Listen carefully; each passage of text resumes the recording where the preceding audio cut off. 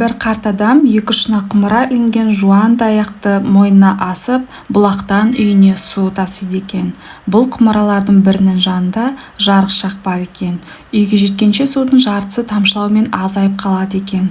Ал екінші құмыра бүтін, кемшіліксіз болыпты. Қария үйіне жеткенде 1,5 құмыра су қалады екен.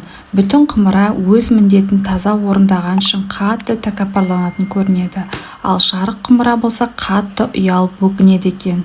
2 жыл өткен соң бір күн тесік құмыра қарияға былай депті: қатты ыңғайсызданып жүрмін.